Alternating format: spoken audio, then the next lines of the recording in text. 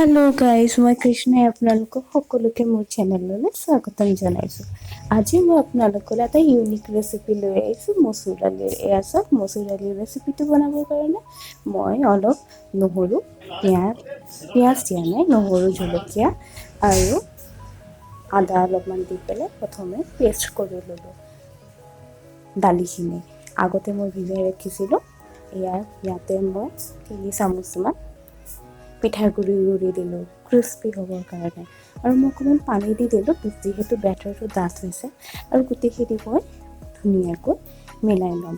এনেকৈ লাহে লাহে ধুনীয়াকৈ মিলাব, আৰু এটা ছাইডৰ পৰা মিলাব যাতে লাম্পছ নহয়। এয়া চাওক, ধুনীয়াকৈ পেষ্টটো হৈ গ'ল।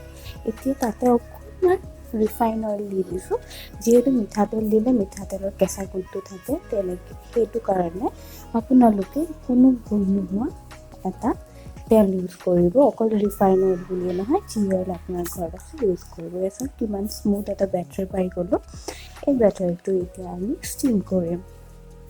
ষ্টিম কৰিবৰ কাৰণে এটা পাত্ৰত পানী অলপ উতলাই এডাল ষ্টেণ্ড দি তাৰ ওপৰত মই বাতিটো বহাই দিম। এয়া চাওক, মই এটা বাতি গ্ৰীচ কৰি ৰাখিছোঁ অলৰেডি অইলেৰে, যাতে ডিমোল কৰোঁতে সুবিধা হয়। এতিয়া মই গোটেইখিনি তাতে ঢালি দিলোঁ মিশ্ৰণটো, আৰু অকণমান টেপ কৰি দিম।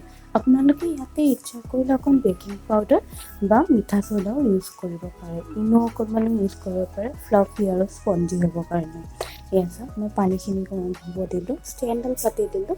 আকৌ মই বেটাৰখিনি কভাৰ কৰিলোঁ এখন প্লেটেৰে। তাৰ ওপৰত আৰু এখন ঢাকনা দি মই গোটেইখিনি ষ্টিম হ'ব দিম, খুব বেছি 10 বা 12 মিনিটমানৰ কাৰণে। এতিয়া ফ্লেমটো যেনেকুৱা হয় সেইটো অনুসৰি আপোনালোকৰ টাইম লাগিব। এয়া চাওক, মই চেক কৰিছোঁ সিজিছেনে নাই, সিজা নাই। এতিয়া আকৌ মই ষ্টিম হ'বলৈ দিম 3-4 মিনিটমানৰ কাৰণে।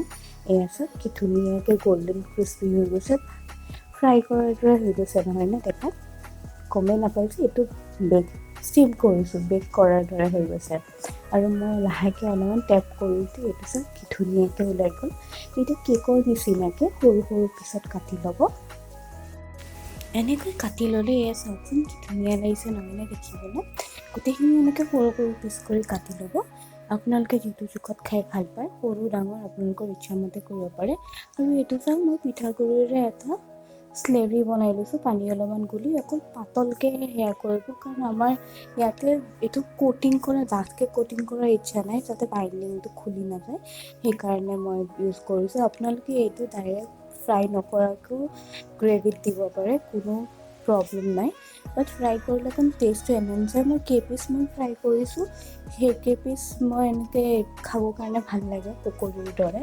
আপোনালোকে যোনসকলে মানে ডায়েট কণ্ট্ৰল কৰে, তাতে পিঁয়াজ দি পেলাই তেনেকৈ ষ্টিম কৰিও খাব পাৰে পকৰীৰ নিচিনাকৈ। সন্ধিয়া স্নেক্সৰ লগত দিব পাৰে, বা ষ্ট'ৰ কৰিও এনেকৈ ৰাখিব পাৰে ফ্ৰিজত 2 সপ্তাহমানৰ কাৰণে। যেতিয়াই মন যায় তেতিয়াই লৈ খাব পাৰে। তাতেতো বেচনৰ চব্জি বনাই, গট্টেকি চব্জি, সেইটো ধৰণে আপোনালোকে এনেকৈ বনাব পাৰে। তেনেকুৱা ষ্টাইলতে সেইটো বেচনৰ বনাই, এইটো আপুনি চিম্পল মচুৰ দালি বনাই।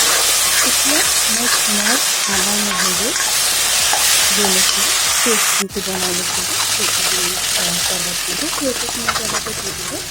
দিয়াৰ পাছত মই লৰাই ভাজিলোঁ, অকণমান ভাজি দিলোঁ, অকণমান নিমখ দিলোঁ গলিবৰ কাৰণে, আৰু অকণমান পানী এড কৰিলোঁ যিহেতু ভাজা হৈ গৈছিলে।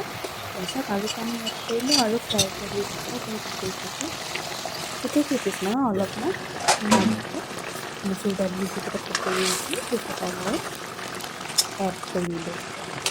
এড কৰিলোঁ, কি ধুনীয়া লাগিছে নহয়নে দেখিবলৈ? তাৰপিছত আমাৰ ৰেডি ইউনিক ষ্টাইলৰ মচুৰ দালি গ্ৰেভি। আপোনালোকে যদি নৰ্মেলি মচুৰ দালি খাই ব'ৰ হৈ গৈছে, নহ'লে কিবা চটপটা খাব মন গৈছে আৰু দালি নাই ঘৰত, তেতিয়া আপোনালোকে এই ৰেচিপিটো ইউজ কৰিব পাৰে, বনাব পাৰে অনায়াসে। আৰু কোনোবা ভেজিটেৰিয়ান মানুহ আহিলে তেতিয়াও আপোনালোকে পনীৰৰ সলনি এইটো ৰেচিপি ইউজ কৰিব পাৰে। অতি কম সময়ৰ ভিতৰতে হৈ যায়, মাত্ৰ ষ্টিম কৰোঁতে অকণমান কি সময় লাগে সেইখিনিয়ে, কিন্তু খুব জল্দিকৈ হৈ যায়। আপোনালোকে খুব টেষ্টি এটা ৰেচিপি খাব পাৰিব। থ্যাংকছ ফৰ ৱাচিং।